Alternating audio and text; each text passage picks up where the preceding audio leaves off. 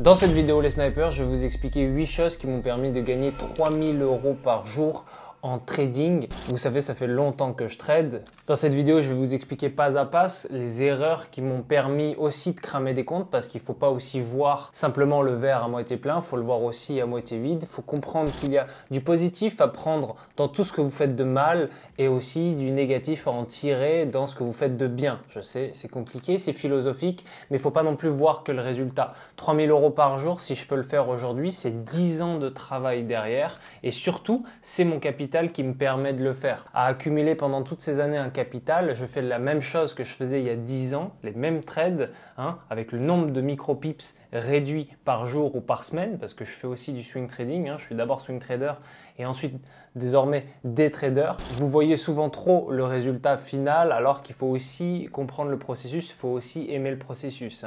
3000 € par jour, c'est rien par rapport à ce que peuvent faire certains, il y en a qui font 50 000 par jour, etc. Mais il faut jamais se comparer, c'est super important. Et dans cette vidéo les snipers, je vais vous donner les 8 choses qui m'ont permis en fait d'atteindre ce résultat. C'est surtout 8 choses que j'ai comprises. Il y a de la psychologie, il y a aussi beaucoup de choses qui vont vous permettre de prendre des raccourcis, parce que c'est le but que je transmette, parce que il n'y a pas que l'argent dans la vie, il y a aussi le salut de l'âme. La première leçon, c'est qu'il faut comprendre que faire de l'argent, c'est avant tout faire des bons trades. Je sais que beaucoup sont appâtés, par le trading, ils veulent faire de la plata rapidement, mais il faut comprendre que plus vous serez bon en trading, plus vous ferez de l'argent en trading. Ça paraît bête comme ça, mais si vous voulez être riche par exemple avec de l'e-commerce, il va falloir vendre des produits de qualité. Si vous vendez des produits de merde, eh bien ça va être un scam et au bout de 2 mois, ça va s'estomper. C'est la même chose en trading. Si vous voulez faire de l'argent en trading de manière pérenne, c'est-à-dire dans le temps, parce que tout le monde peut faire de l'argent en 1 semaine, 2 semaines, mais bon, faire de l'argent sur 5 ans, 10 ans, c'est réservé entre guillemets à l'élite. Pour pas que ça soit réservé à l'élite, il faut aussi comprendre qu'il va falloir faire des bons trades. Ne pas bâcler, ne pas changer son analyse toutes les 2 semaines parce que dès que vous avez une série de pertes, vous avez envie de changer votre analyse. Non, il faut aiguiser ses couteaux, il faut apprendre à sniper, à être un bon trader. Comme ça, la conséquence d'être bon en trading, c'est de faire de l'argent. Mais avant tout, il faut être un bon trader. Comment être un bon trader? C'est simplement avec la discipline. La discipline, c'est faire la même chose chaque jour que Dieu fait, qu'il vente, qu'il pleuve ou qu'il neige. Il faut faire la même chose sans émotion, essayer d'être régulier. Il y en a beaucoup qui s'intéressent au trading pendant 2 semaines. Ils me cassent la tête sur Instagram pendant 2 semaines et après, ils reviennent et je leur dis alors où t'en es? Ils me disent j'ai abandonné. Forcément. Donc en fait, pour vraiment rester constant, il faut intégrer une discipline parce qu'il y en a qui s'intéressent en septembre, ils repartent, ils reviennent en octobre, ils repartent, ils reviennent l'année d'après et après, au final, ils me disent ça fait 5 ans que je suis dans le trading, mais cumulé, ça fait simplement 2 mois que tu t'y intéresses. Donc il faut vraiment être discipliné. Moi, ça fait 10 ans que j'en fais et vous pouvez demander à mon entourage, j'ai jamais lâché d'en faire. C'est-à-dire que je me suis accroché, un peu comme un mec relou lors d'une soirée, je me suis accroché au trading et j'ai jamais abandonné. Et ensuite, j'ai aiguisé mes couteaux, j'ai aiguisé ma psychologie et aujourd'hui, j'ai des résultats. Dieu merci, parce que je n'ai fait qu'optimiser, que travailler, des longues soirées d'hiver à travailler, des longues périodes, des traversées du désert où j'avais que des pertes et j'ai continué de travailler, etc. Et en fait, il faut comprendre, le trading, c'est aussi de la discipline. La deuxième leçon, moi, qui m'a permis de faire ce que je fais aujourd'hui, c'est-à-dire de l'argent régulièrement, de manière profitable, c'est d'arrêter de courir après le marché. Vous pouvez le voir sur BR Signaux, les signaux que je vous envoie, ce sont des signaux de qualité, c'est profitable, c'est les signaux que d'abord je prends moi et ensuite je vous les donne. Vous savez, dans la vie, on court jamais après 3 choses. Les femmes, le bus et le marché. Il faut comprendre ça. Vous arrivez sur les marchés, vous courez après le marché, vous perdez. C'est aussi simple que cela. Pourquoi? Parce que vous aurez toujours un coup de retard sur le marché, quoi qu'il arrive. C'est-à-dire qu'à un moment donné, vous êtes sur les marchés pour faire de l'argent, certes, mais vous ne faites que perdre et vous pensez que le marché est contre vous. Sachez qu'il y a des biais psychologiques déviants derrière tout ça, mais il faut comprendre une chose. Il faut comprendre qu'il y a des jours où il est impossible de faire de l'argent. Et plus vous allez vous accrocher, vous entêter à vouloir faire de l'argent dans ces jours où finalement il n'y a rien à faire, plus vous allez perdre. Plus vous allez perdre, plus vous allez vous remettre en question, vous allez vouloir vous refaire, vous allez mettre des plus gros lots, vous allez faire ci, vous allez faire ça. Et finalement, vous allez faire 0, même vous allez cramer votre compte. Perdre, c'est un cercle vicieux. Gagner, c'est un cercle vertueux. Parfois, c'est aussi de l'overtrading. Comme je vous ai dit, il faut vraiment travailler sa psychologie d'abord en amont. Comment faire pour arrêter de courir après le marché? Tout simplement, une seule opportunité par jour. Moi, je ne trade qu'une fois par jour. Il y a une seule opportunité par jour.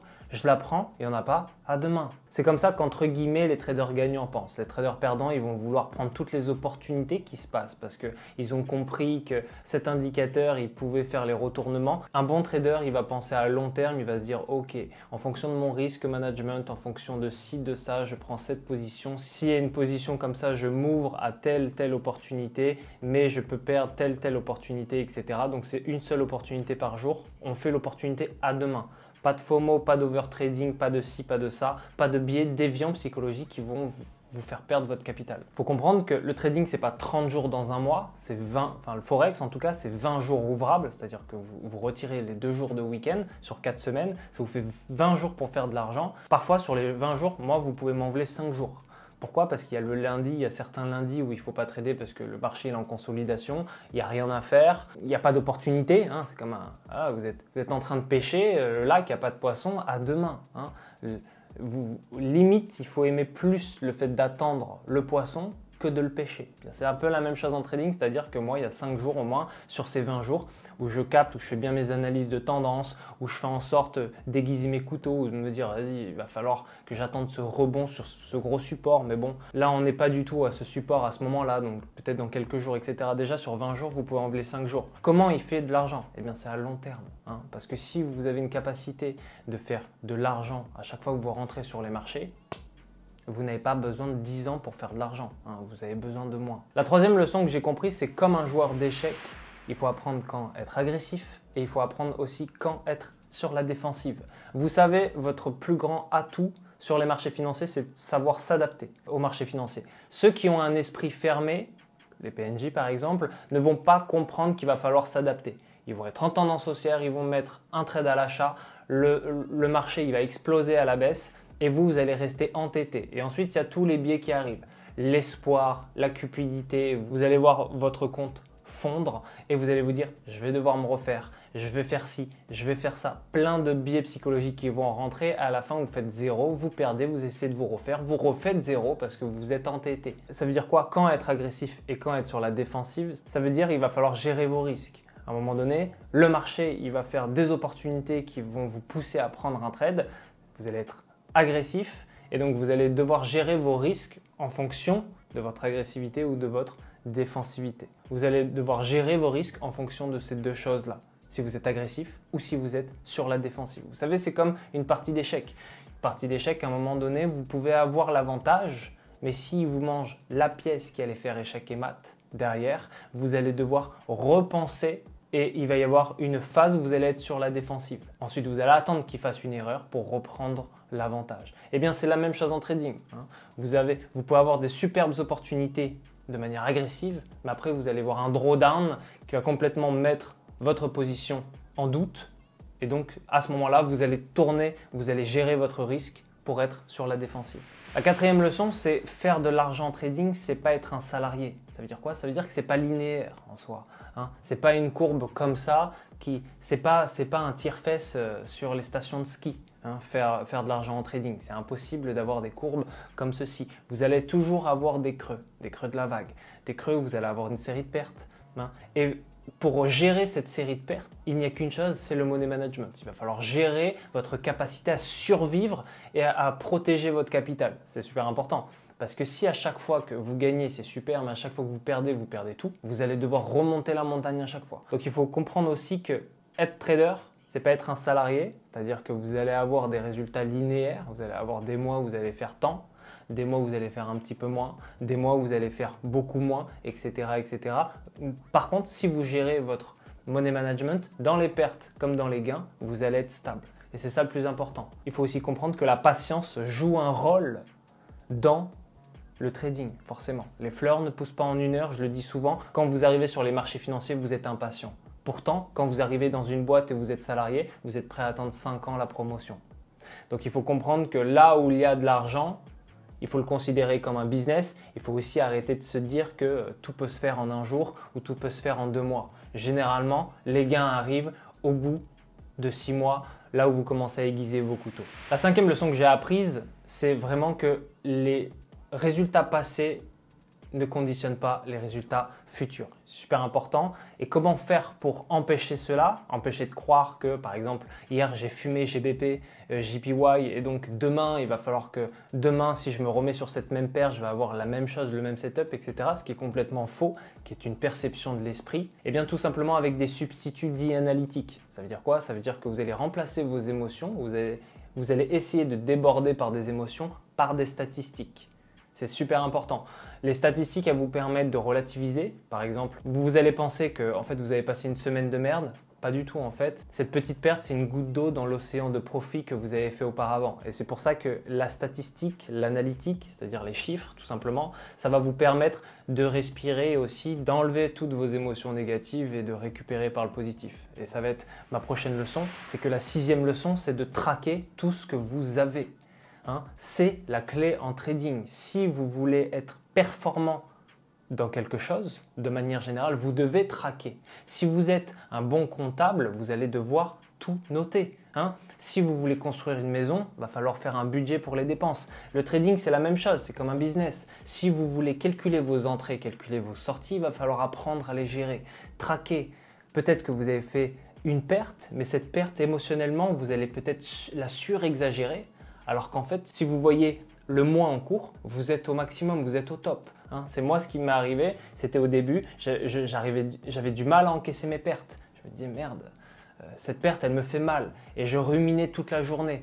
Et après quand j'ai commencé à avoir un journal de trading, je me suis dit mais en fait cette perte elle me fait du mal mais ça n'a pas de sens parce que c'est une goutte d'eau dans l'océan de profit que j'ai fait ce mois-ci. Et ça marche aussi pour les gains. Peut-être vous allez penser que vous êtes le meilleur, mais quand vous allez regarder votre risque, vous dites mais j'ai trop risqué sur cette paire. Et donc il va falloir ajuster. Comment faire? Avec les plans de trading, avec les journaux de trading, avec tout ce qui en fait vous apporte de la valeur et surtout pour avoir une vision claire des choses. Vous ne pouvez pas construire un building comme ça à la va-vite. Non, vous devez avoir un budget, vous devez avoir un plan, vous avez l'architecte, le comptable, les financiers qui permettent en fait de réaliser à bien ce projet. Et en fait en trading c'est la même chose, vous avez tous ces outils qui vous permettent d'avancer. Donc c'est super important. La 7e leçon, elle est vraiment importante celle-ci. Dites-moi en commentaire si vous l'avez bien comprise ou non. C'est que la simplicité en fait nous emmène à la réussite. Vous savez, moi quand j'ai commencé, j'avais blindé d'indicateurs, j'avais blindé de ci, blindé de ça, j'avais des confirmations à 12 setups, c'est-à-dire qu'à la fin je tradais jamais.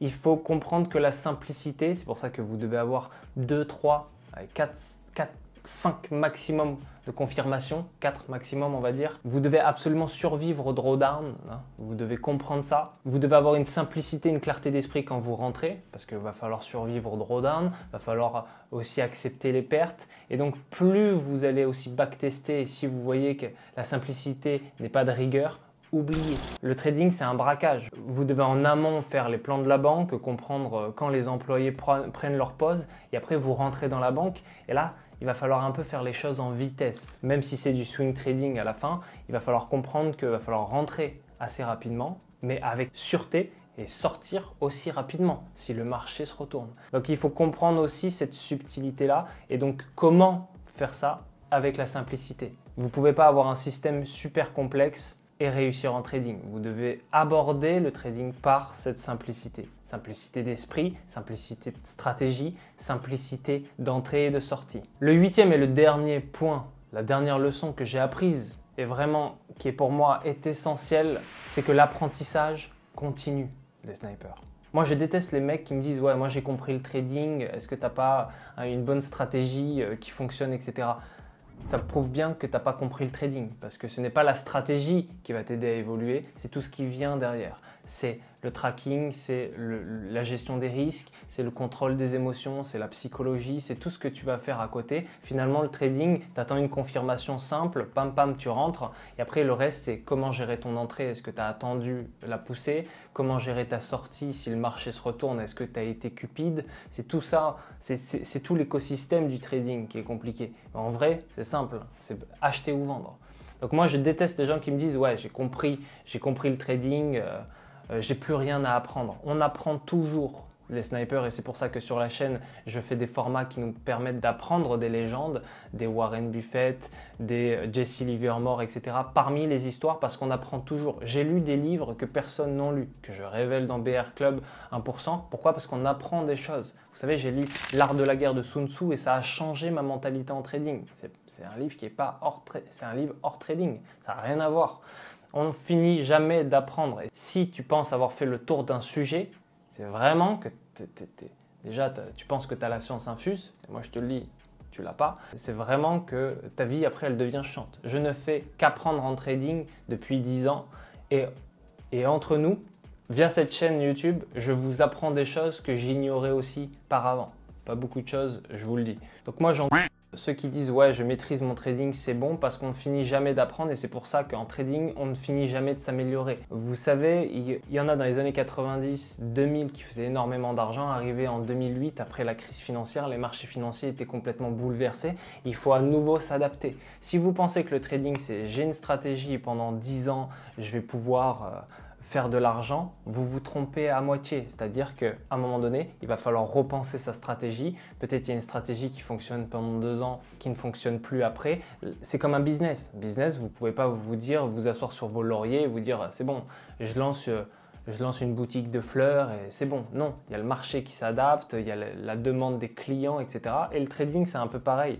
Il y en a qui sont complètement dans le flou et qui se disent « c'est bon, de toute façon, j'ai ma stratégie et qui vivra verra et si ça ne marche pas, eh bien j'abandonne ». Le trading, c'est de l'adaptation toujours en permanence. C'est comprendre les faiblesses de sa stratégie, comprendre les contres, les pour, etc. Les snipers, on arrive à la fin de cette vidéo. C'était les 8 choses que j'ai apprises qui m'ont permis aujourd'hui de faire entre 3 000 et 6 000 euros par jour. Je vous laisse multiplier ça par 20 jours ouvrables, ça fait des ronds. À ceux qui me posent la question, mais Alex, elle est où ta Lambo, etc. Sachez que ça fait 10 ans que je suis dans le game, je suis un peu vieux, j'ai passé l'âge de claquer mon argent dans des passifs qui ne vaut pas un rond. Moi, les gars, tout est sous mon matelas et je vous attends calibré si vous voulez venir me braquer. Blague à part les snipers, je vous invite à bien prendre les leçons et dites-moi en commentaire quelles leçons vous aident le plus en commentaire. C'est vraiment important pour vous et surtout pour votre progression. Si vous voulez progresser et faire les choses avec moi et me revoir toutes les semaines en live et qu'on discute ensemble, il n'y a qu'un endroit, c'est BR Club 1%. BR Club 1%, c'est la suite de BR Signaux. BR Signaux, vous pouvez déjà apprendre le trading en prenant mes signaux. BR Club 1%, vous avez les signaux et vous avez aussi formation que j'ai jamais délivrée, c'est-à-dire que vous avez plus de 100 leçons de formation où je vous donne des stratégies que personne ne connaît en France, je vous le dis. La stratégie par exemple de la…